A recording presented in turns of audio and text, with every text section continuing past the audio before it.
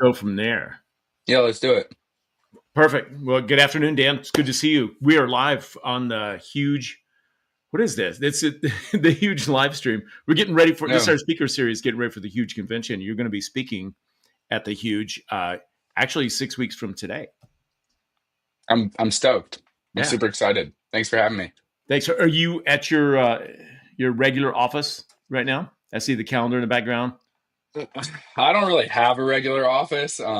We have like a warehouse that is supposed to be an office that I never really go to. It's mostly for equipment, and then this is like my home office. But 99% of the time, I'm in my backyard, sitting on my couch, just like working outdoors on my laptop. Right on. Right on. Yeah, That's fun. or We've I'm in got my car. That's my other office. your car. Yeah. How productive are you on a flight when you are traveling somewhere? I guess it depends where I'm going. Like if I'm traveling to just like travel and hang out, I'm doing nothing. I'm probably just like super excited to watch Netflix. But if I'm like last year when I was on my way to the huge, I was just like building systems on the plane, using that time to just like dial in on things that I needed to kind of figure out. So I prefer not to work on planes, but the more I travel, the more I realize that I need to. Yeah, yeah. I think it's fun when I have a decent flight, but it's work related. I just get so locked in and get so much work done on the flight that I go, why don't I do this when I'm sitting at home or in my backyard? I'm like, I can't focus. Um, Yeah. Hey, we got a handful of people jumping in live. First of all, thank you. Thanks for joining us live. I would love for you to ask questions. If you got any questions for Dan, but first, if you would like to win a ticket to the huge convention, we're going to give away 2 tickets, and ticket price right now are $300, $299. So this is a good, valuable thing. And here's the rules: share this live feed in a group or two. Ones, don't spam anybody. Groups that you already use, and share the live feed. Say, come check out Dan, the $6 million man. And then we're going to ask a trivia question later. And the first one to answer it gets a ticket to the huge. Sound good? Yeah, sounds good. And then go ahead and say hello in the comments and let us know who's in the house. So, and as we get through into the conversation, guys, start asking questions for Dan because you're going to have some eye opening moments, and then guarantee there's going to be somebody that's going to go, "How the hell did you do that?" So, Mister, here we go. Do you know Benjamin? Benjamin, how are you? Good to see you, man. Mister Six Hey Million. Ben. Is Yeah, I this know Ben. okay? Good. The $6 million man is you, Dan. All right. So, Dan, you've I don't, as far as I know, you've had Shine window cleaning for 6 years. Has it been a little bit longer than Yeah, that? yeah. This is year 7. Okay. And you started in college just not that long ago. I started this just after college. So I was doing something like this while I was in university, and then I graduated, and I was like, I'm gonna do my own thing, and then we moved here and started Okay. this. Cool. Well, when I was digging around online, one Oh source God. said that, no, it's not too bad. It was like he went from college in Montreal where he started ran $100,000 a year window cleaning company from a dorm, and then now has the largest window cleaning company in Toronto. Is that accurate? Largest Believe residential so. cleaning Not, company? it's not public info. But just by knowing the market and Google reviews, I would say, I don't know of a larger residential window cleaning company in Canada. I know when I was at the conference last year, I met some guys that were telling me that there was one that was doing like, I think you introduced me to them, and they're doing like, what was it, like $50 million in commercial cleaning, which is Yeah, insane. yeah. Um, Was yeah, that the and then there the was, Ohio guys? um, I think the Ohio guys were doing like 12, and like 8 of it was Christmas lights, which was insane. Yeah, yeah. Um, but no, it was like the guy. It's like a public company now. I think they got bought out by private equity. Okay, Um, yeah, I don't know. yeah, But the yeah. It's Ohio pretty guys are impressive. residential, which is wild. That's cool. So, so I was debating whether or not I've got a handful of questions that are ready that are like questions I think everybody would ask. But as I was like, sometimes I get somebody like you on the show, and I go, I'm just going to ask you everything I want to know. Like these Yeah. are things that will help me. I have a window cleaning company, and we do Yeah. some door to door, and we've been marketing, and we've been growing over the years, and 7 figures. And we're like, Dan's over here in Toronto crushing it, and you only use door to door. Is that correct? No, no, Not no. anymore. We started. So we got to I would say we got to like 3 million, 4 million through organic. So like that was door to door, that was organic Google SEO, that was lawn signs and flyers. And then we only started paying for media, which was Facebook ads basically about a year ago. But even now, like it's not. I would say like especially for like the staining and painting side of it, Facebook ads kind of changed the game for us. Yeah. But it's tough. It's tougher on cleaning because the average ticket is lower. So we use cleaning as like a vehicle to. It's a lead magnet. We bring people in, we show them how awesome we are, and then we try to sell them other services. Yeah. Aside from the deck staining, do you have what other services you get provide? I mean, it's everything that a normal window cleaning company does. So like windows, gutters, pressure washing, gutter guards here and there. We haven't even gotten into Christmas lights yet. Um, and then the painting and staining is the other side. And it's actually only exterior painting and staining. So we don't even touch indoors. Okay, that sounds like a really good idea Yeah. to stay Yeah. outside with paint and Yeah. stain. Yeah, Yeah. Yeah, that's it cool. is. As all right, so when you started there in Toronto and started Shine, like it was just you? Did you start with like you hire a crew and some guys, or is like just Yeah. Dan with a cool hat? No, we didn't have cool hats then. It was Dan without any merch, unfortunately. It was basically me and at the time my best friend who I ended up marrying, my wife, who runs the company with me. She's the brains behind it. I'm mostly the face. And so we just moved here and we were like I went on Google Maps and I didn't know the city. And I went on, Street View and I found a street that looked like houses that were old and needed work. And they were big enough where someone could afford to hire someone. Yeah, And in like mid-January, I think, I just went out at 6 p.m. and I just started knocking on doors in the winter. And it was like minus 20 out. And I'll never forget, like people thought I was insane because it was a snowstorm. But I was used to it because I had done that for 4 years in Montreal for my last business. So I was yeah, just like, this is just what it is. And people would ask me for like a business card, and I was like, I don't have one yet. I literally just started this yesterday.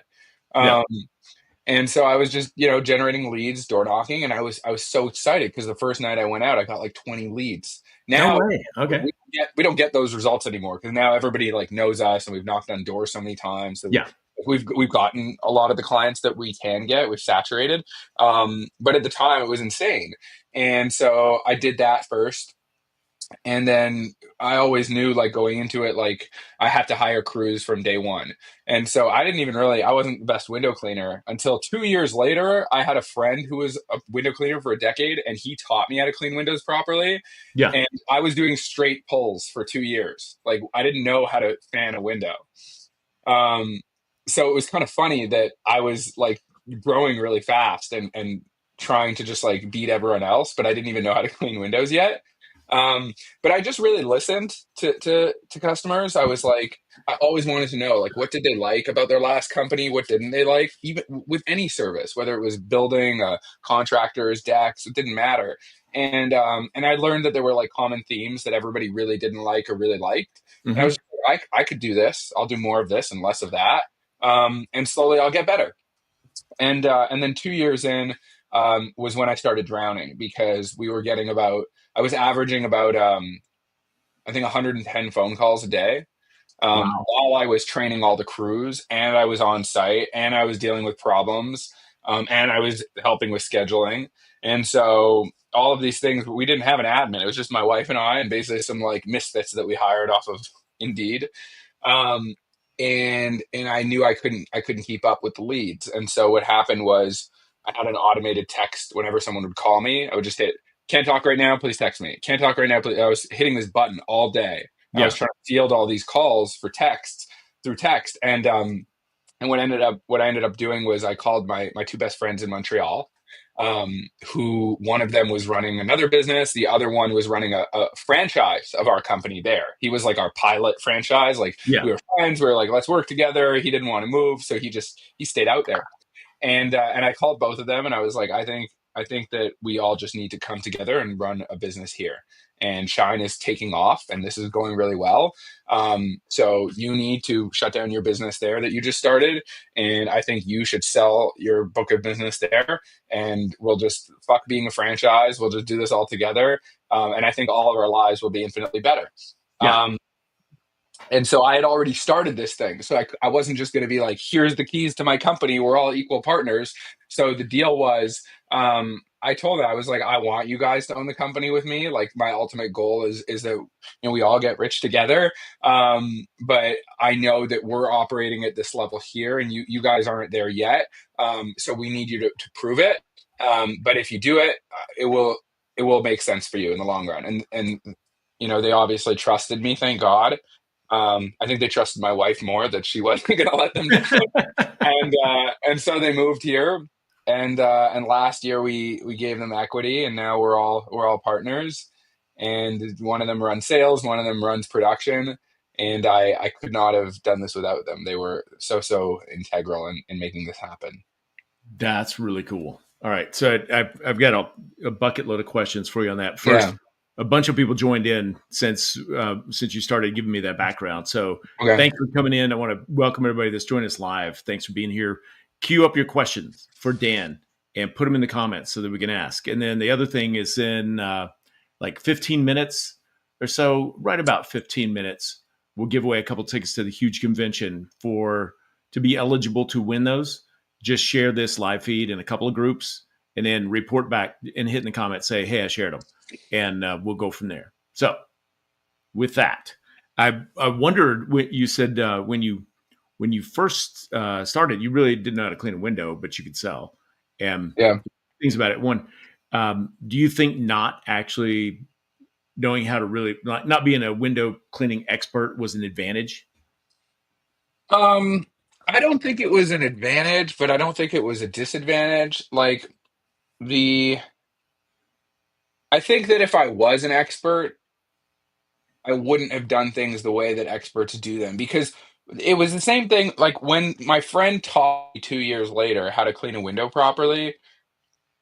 I didn't just like take it for face value and start doing what he does. I did what I do with everything, which is I question it. I'm always looking to optimize to even my own detriment. Like I hurt myself sometimes because I'll just be like I need to order something on Amazon.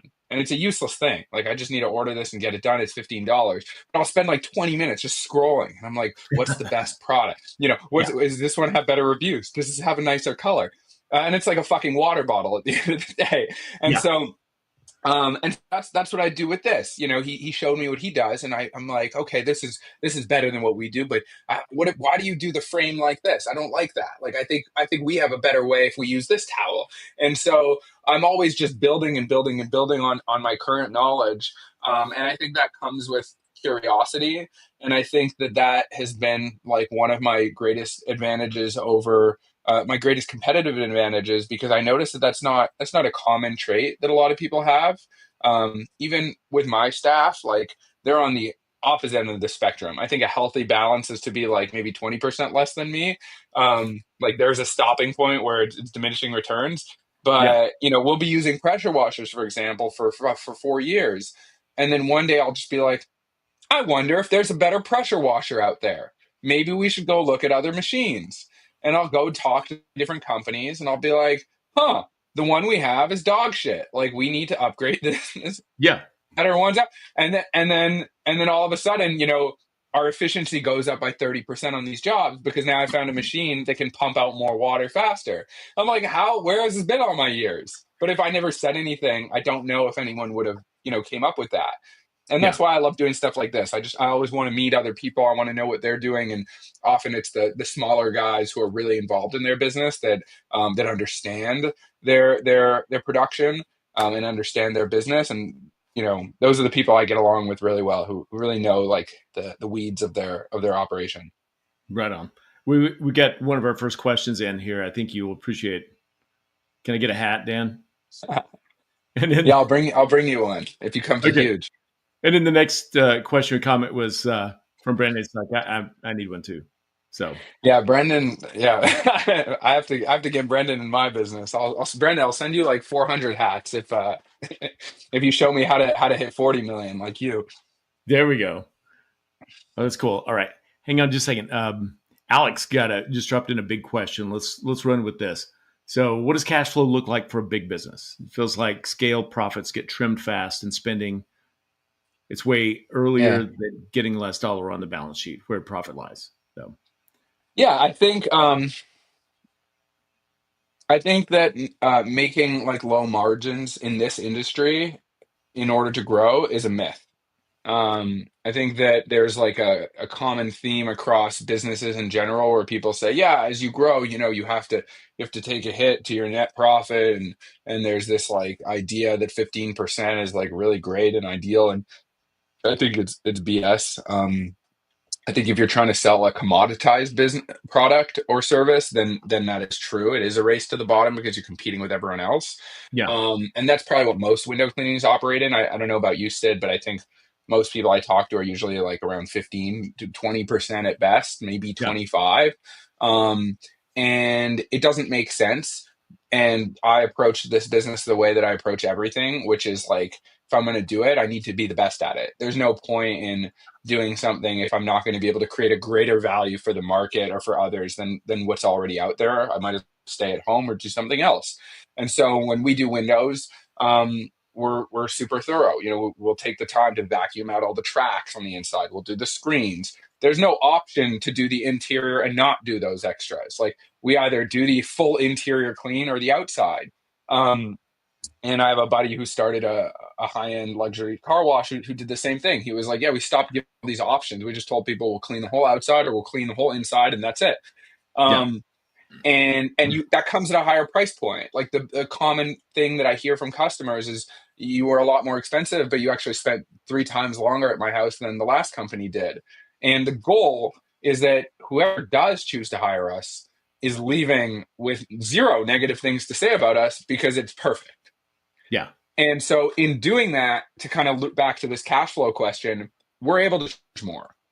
And so, because we're able to charge more, we have a lot more room to get closer to 20 to 40% upwards. yeah. And as you grow, that does trim down for sure. When you're doing all the work yourself and you have no overhead, then of Oh, you've got it. course yeah, Yeah, it's all margin. And then, in that sweet spot, I had a lot of clients who were like, oh, I started hiring people and they were like, I think I'm overpaying. And for a year, I didn't really know what to say, but now I'm like, oh yeah, well, I have like $1 million in overhead a year. Like I have an office that cost me a few hundred grand. I have like 12, 15 trucks. We've got like 4 full-time managers on salary whose job it is just to make sure that every customer gets an immaculate finished job, quality control. Tons of insurances. And so all of this basically just comes down to the fact that I would say you should aim for probably a net of like 30% is mhm, ideal. And I think that from I don't know this, but I know that as I've seen other companies scale in our industry beyond 20, 30, 40, 50 million, what I hear is usually that you want to aim for maybe like 20, 25% when you get to that point, because you start to put in like a bigger management infrastructure. yeah. But I think ultimately, if you're doing great work, you can charge a lot more. And if you could charge a lot more, you have more profit to reinvest in the business. And that allows you to continue expanding and kind of testing new things and paying people more and continue that flywheel. Yeah, for sure. Was it a conscious decision for you to go, I'm not going to compete on price. I'm going to have my competitive advantage be something Yeah. else? Okay. Like, Yeah. I what was learned your that thought very process? early. What was that? Yeah, what was your thought process? And how did you Um, position yeah, yourself in the beginning? it was pretty simple. So I spent 4 years doing student painting in Montreal, and in my first 2 years, my first really 2 to 3 years, I really wanted jobs. So I would just client would tell me, oh, this other guy's 20% less, and I'd be like, all right, let's figure out how I can do. So I was operating from a mindset of like, how do I price this so they Yeah, say yes?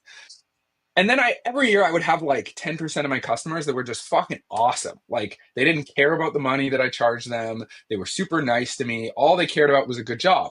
And I even had some of those clients who I like underpriced for, and then they railed me when I didn't do a good job. And I realized, by my third year, I was like, man, there's like a whole section of the market that actually doesn't care what I charge them. And all they care about is that I show up on time, I do what I say, I don't screw them over, and I actually, do what I said I was going to do. And I set good expectations. And so, when I started this, I was like, why don't I just go after those people? Because those people, you know, don't have issues. And so it's Yeah. funny because now that we're, on track to do 6 this year, I have fewer issues than I did when I was doing 300K, Yeah. because we're just so much more intentional about, obviously systems are better and people are better, but also just like knowing who our customer is and who it isn't. And if someone just gives us red flags where they seem like they're going to be a headache, we say no, because 99% of your problems come from your bottom 5% of your clients. And you can just move much faster if you don't do that. Yeah. 100%. 100%. I still recall we have a car detailing business as well as window cleaning. And Oh, I didn't know that. yeah, we acquired it from actually one of my former employees. He's cleaned windows for a couple of years, and he's like, "Hey, said I'm gonna start my own business. I'm gonna do this, mobile Okay. detail." And he ran it for like 5 years. It was just a one guy hustle. And then one day he calls me out of the blue, and he'd call me for advice once in a while. But he goes, "Hey, I'm moving to Texas next week. Do you want to buy this company?" And I went, "No, I'm not interested." And he's Yeah. like, "Come on, man." So we talked about it, and he didn't really have a business. He just had a short client Yeah. list, but he had great SEO. And I'm like, all right. Mm. I gave him, I didn't want to give him what he wanted because it was such a question mark. Anyway, Yeah, long for story sure. is everything was priced really cheap. We didn't change anything for a little while, maybe 6 months. And I was like, you know what? We raised the price. We doubled the price of Mm. everything we were doing. And Yeah. the number of calls stayed steady. The closing rate went down, but headaches went to Yeah. zero. And Yeah. we had dealt with some really angry, irrational people up to that point. Because And people like who have could have been a money Jerry and who are willing Springer. to spend it, they're intelligent, right? Like it's the Yeah. guy who wants to pay $20 for his car to be washed, or $80 for all of his house to be cleaned, who's also just incoherent. Like they don't they just they think that that's what the market is. And so if you lack that much intelligence to think that like this is what is fair and this is what you should be paying, then you probably lack enough intelligence to cause problems when we work together. Yeah. Yeah, for sure. Hey, we've gotten quite a few comments here. I want to I flip through them see real that. quick. It's blowing up. Yeah. So all right, we talked about cash flow and just in rapid fire. Brandon says, what other service offerings you looking at? Um, yeah, I love that. By the way, Brendan's business is like 10 times the size of mine. So it's just so funny that he's asking me these questions. But Okay, pause right there. yeah, Pause on that because when I did that, my cursory, like I've known you for a year and a half, but yeah, I was like, I'm going to look and see what I can find on Dan. And there was a quote or something. It said, "Learning is the daily routine." yeah. Like you're always learning. So Oh, yeah. sounds like Brendan's on the same page. Oh, yeah. He is. Yeah. Services. I'm I'm keen. Christmas lights has my eye. Everybody in the industry, including you, Sid, I think, has told me to get on it. And I'm not there yet. I think right now we actually are trimming services. So we just cut out polymeric sand installation and have decided to start subcontracting it because of a number of reasons. But my deal box is basically like it has to be um low liability. It has to be easy to replicate and to scale up internally, Yeah. and it needs to either have a high margin, like a really high margin, or be reoccurring. I don't want to do like one-off things that don't make money. It doesn't, or have a lot of risk to it, or they're hard to train.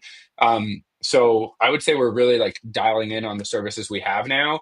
Yeah. And I'm a believer that, until you scale to a point where you can't do any more of the service that you're doing, that's when you start looking elsewhere. And Yeah.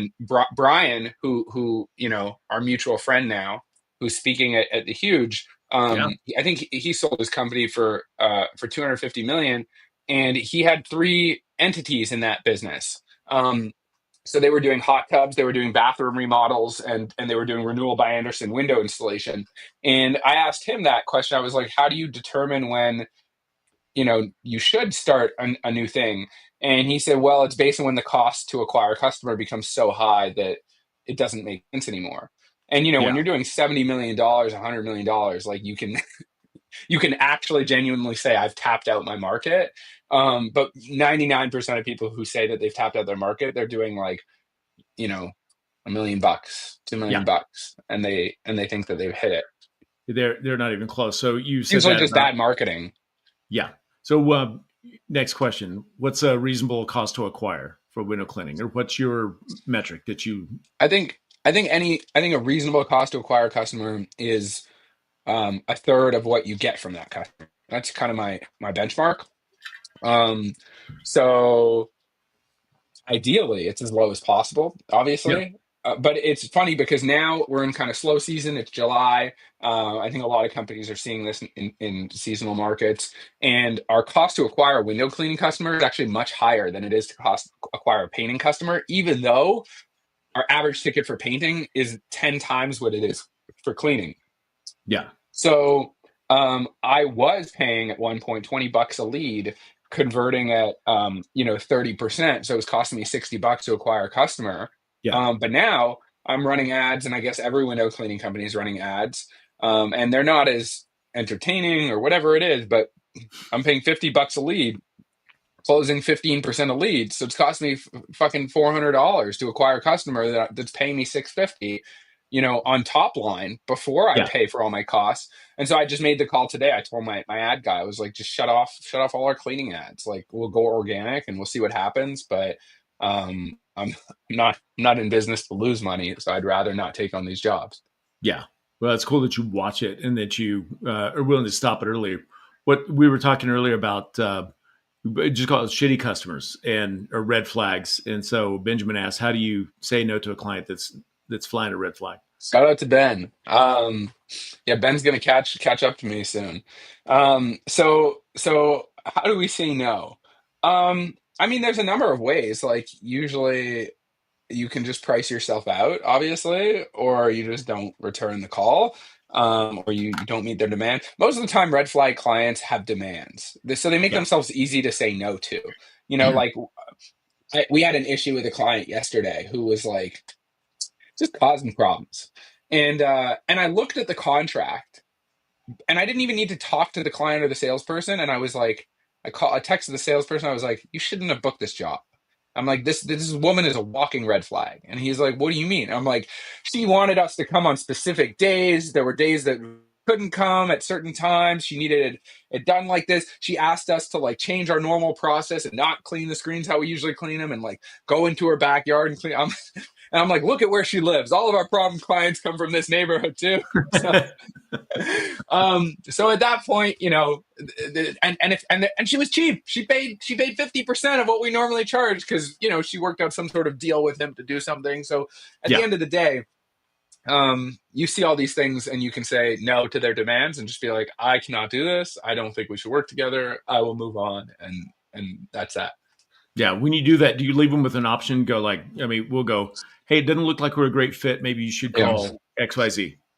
And Yeah. The problem with that is I don't want to like pawn off a bad client on my friends. So yeah, usually if I don't like them, I'll tell them to call like the other big company that I know is like much cheaper than us, that offers mediocre service, and I'll let them yeah, deal with it.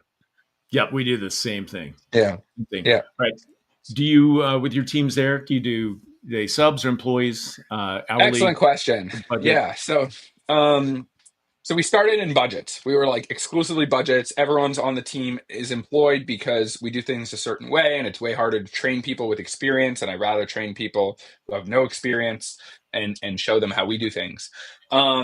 We started on budgets, and then it was really hard to retain good staff because we had terrible hiring systems, bad training systems, um, and we would hire people, and then we didn't train them well, and then they weren't trained to work fast enough, and then they would quit because they weren't making any money in the first 2 weeks.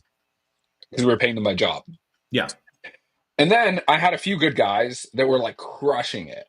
Um, and they were making like double what was, a good salary. And I was like, why am I overpaying these guys? Like they would be happy to work for 50% less because they'd still be crushing it. So why are we giving all this money away? Because they're just, like we're overestimating jobs. So we switched to hourly and we said we're going to pay everyone hourly and we're going to bet on ourselves to train to find good people. And if they're Hmm. not good, we'll cut it a loss and we'll let them go. And we'll keep going. And we've been doing hourly for the last 5 years. And it was a game changer because it gave the staff the space to want to stay despite needing more time to learn. And we made bigger bets on the guys who we were like, I think this guy's going to be really good, but we won't know for another 2 weeks. So let's just keep paying him and he's going to get there. Yeah. And then last year we started, this year we got really good at it. We started tracking two major KPIs. The first one was on budget percentage. So if a job is quoted for 5 hours, if they finish it in 5 hours, they're 100% on budget. If they finish it in 6 hours, then they're off budget. So we started tracking percentage that they're not on budget. And then we set a standard where we're like, hey, this, if someone's working here, they have to be 85% on budget. If they're lower, then we got to train them up and try to get them better. And if we can't, then they're gone. And the Yeah. other one was callback rate. So like how many jobs or we call them touch ups, like how many jobs call us back. And so 2 years ago, I think we were like 60% on budget and we had like a 15 or 18% touch up rate, Hmm. which is horrible because when you get a Yeah. touch up, people don't use you again.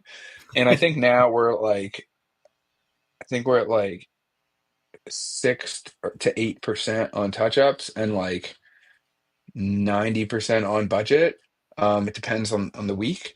I haven't looked at the year stats. And I just did a competition where I told like the whole team, I was like, the four staff that have the best rates are going to get to come out to dinner with me and our head of production. And we're going to take them to, there's a spot in Toronto called Other Ship, which is like an ice bath place, pretty dope. Yeah. And they're going to get like one time with us and hang out and we can talk about whatever. And they were so amped for that. And so my dream is to move back towards a pay for performance schedule where everybody just gets like a minimum hourly rate. And then once we get KPIs, tracking in order, we'll be able to say, oh, like if you are this percentage on budget, you'll get $1 more. If you're this Yeah. percentage on budget, you'll get $2 more. If you never miss a day of work for a whole month, you'll get another dollar in bonus. And so my goal is for them to be earning maybe not even that much more, maybe 10 or 20% more than they already are, but they know exactly what they need to do to get there. Yeah. And the only thing between us, doing that and where we are now is really just computers and tracking and figuring all that stuff out. Yeah. Now that's really brilliant. Let me flip through some a handful of comments because they keep coming in. First of all, hello Yeah. Barry, good to see you, my man. Good evening, legends. Barry's the legend himself. Let's go, Um, Barry. we got Brendan, of course, lifelong learner. I didn't get to that when we were talking about that. Um, Amer or Amir, I haven't known. You know him. Hammer. Yeah. Most of these Um, guys showed up to support me. So Awesome. All right. the Good. boys came through. And then the guys talking to each other. Great to see you Yeah. here, chatting back and forth. So let's see. How do you vet your painting team? All right, I'm going to pop in one more question. Let's do one more question. Then I'm going to give away a ticket to the huge convention. Then we'll come back and finish up with one of my questions. Sound good? What's up, Derek Yeah. McDuffie? All right. This is a bigger question. This is good. It's all about the equity that you give the other Mm. guys. How did you make them earn it? What was the parameters to give them equity, and how much did you decide to give them? Um, I won't share publicly like how much. I mean, I'll tell you privately, Ben, how much I gave them. But how much I gave them is less important because obviously it's a function of what the company is worth and how much involvement they have and this and that. But how you asked me, how did I know that they were ready? Um, I think it was about whether or not they could like stand on their own, and the shift was that. I was doing everything originally, and I knew the standard I was doing it to. And I needed to know that I could trust them to make good decisions without me micromanaging them. So it didn't mean that they didn't need me anymore, but it was like, could you stand on your own? And so production's a good example of this. So for production, in the beginning, in their first year, I would show up to job sites and I'd be like, dude, the van is messy as shit. Like how is this not bothering you? Like how are you okay seeing this team on a job every day and not fixing it? Mm-hmm. Or it might be there's a client problem and I had to step in every time because he couldn't handle a lot of the problems. Or maybe he should be training a team in what we would say is, a week, and it would be 2 weeks would go by and the team wouldn't be trained properly. And I'd show up and within 30 seconds, I'd be like, how are these guys still working here? They should have been fired day two. And so starting to see less and less of that, it would eventually come to a point where I'd go, oh wow, like, now today, like this is the first year I haven't stepped foot on a job site to train anyone Yeah. because he's just so dialed. He's running pretty much all of the company's production without me. And so that was kind of, I would say that was part of it, which was like, can I trust you just to drive things forward? Are you an entrepreneur? Are you pushing our business forward without me having to be involved? And showing that you're able to constantly grow and that you are going to be, a respectable owner, because everyone else has to see you as an owner. It can't just be me giving you ownership. Like they have to respect you. And the second thing was, I would say a lot more psychological, which was, um, like, hey, is this person interested in growing themselves? Are they taking responsibility for their mistakes? Like if they need to go to therapy, are they going to therapy? And so there were certain deal breakers that we had where we were like, hey, these are the things in our current relationship that don't work. And if you and that conversation would happen over time. And so that's why I say it was so tough because had we not been friends and they didn't trust me, it never would have worked out because there was no document that said, here are the things you need to do. I didn't know what they needed to do. I just knew the feeling I had to have. Yeah. And I told him, I was like, it's yours.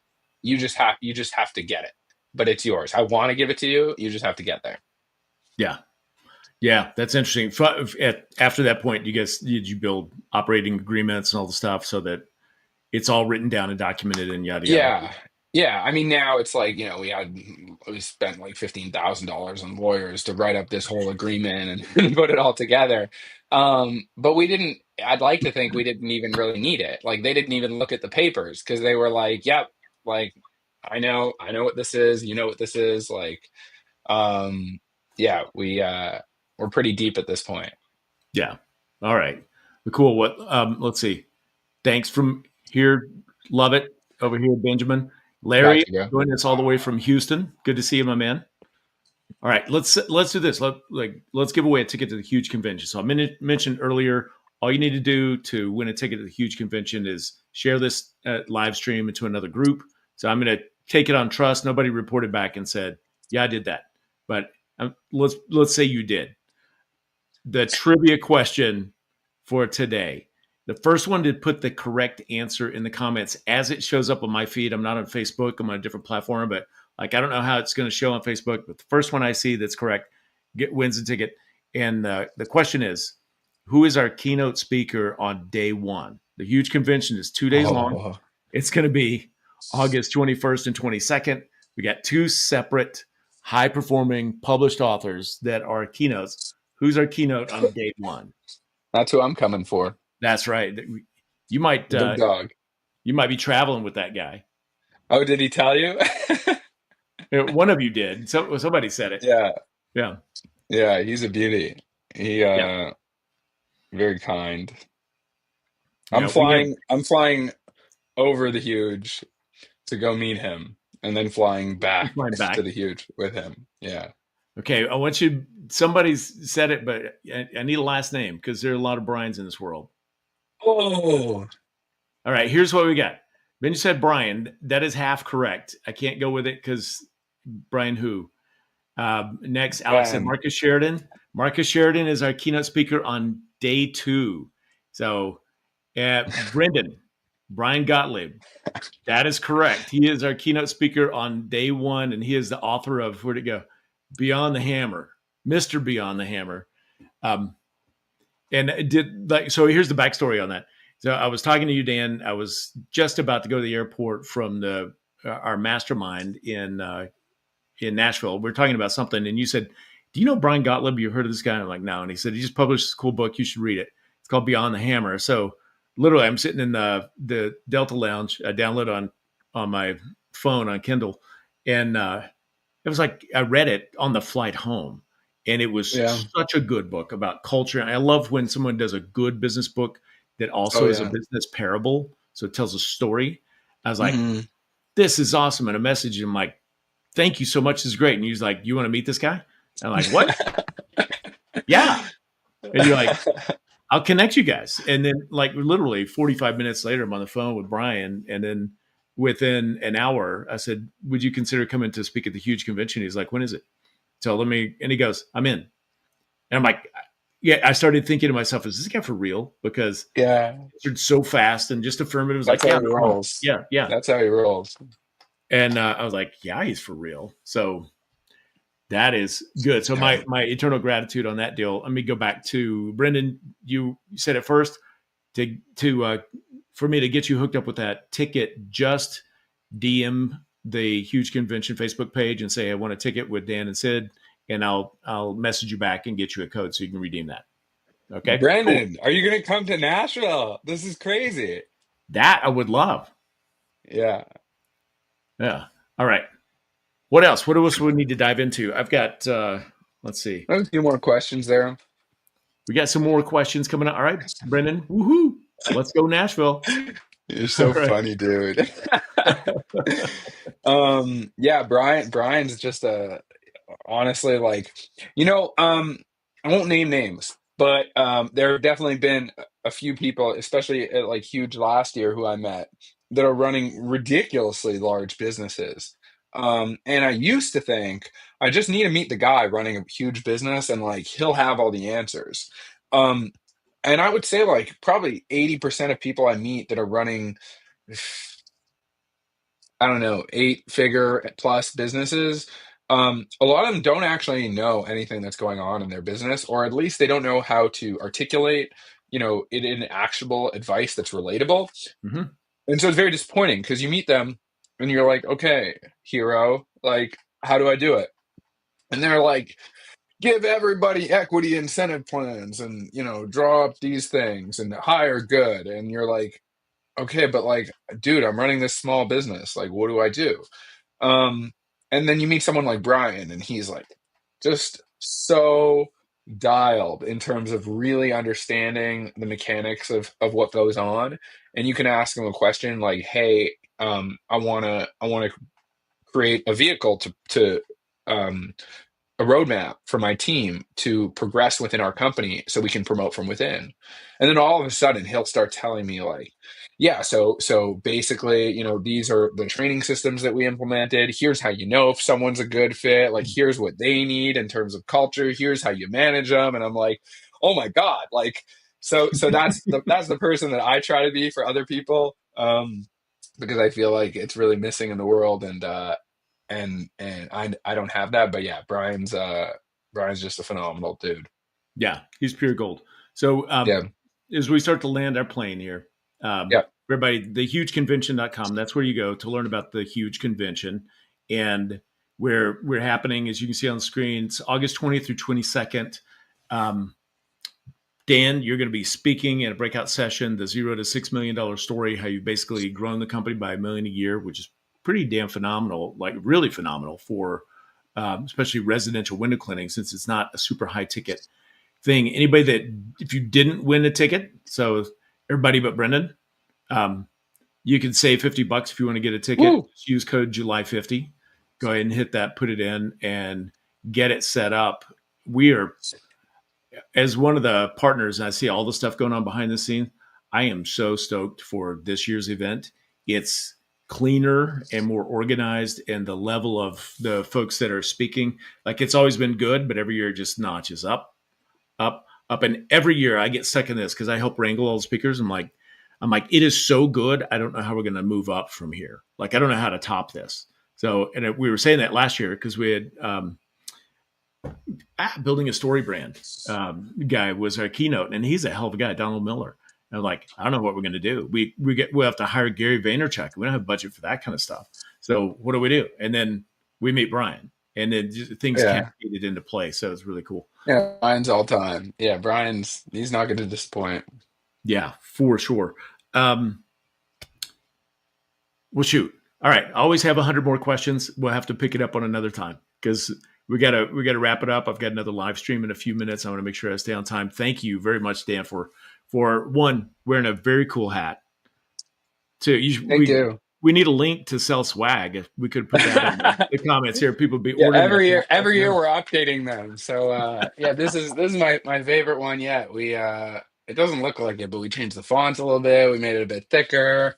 We did the blue. So I actually will do like a lot of one of one items to like test and samples, and then when I stop wearing it or they get dirty, I'll like give it to one of my guys, and then the staff will see them wearing it, and they're like, "Where did you What? get that?" Like they all have the same shirts. They're like, "Where's that from?" And so I want to start doing like internal like merch giveaways and like competitions where people can get like one of one gear. Um, Yeah. in Okay, I'll bring a whole box of Yeah. hats. Bring a box of hats. Yeah, No, it's yeah. super happy and it's very clean. No, Thank you, thank well, you. cool. Well, for everybody that joined us live, thank you for taking time to jump in here, asking great questions, and having a good time. We'll see you at the huge convention. Dan, I can't wait to see you again. Um, Yeah, what else we got? Everybody have a great night. Stay safe and keep crushing it in your business. thanks, boys. Have a great night. All right. See you later.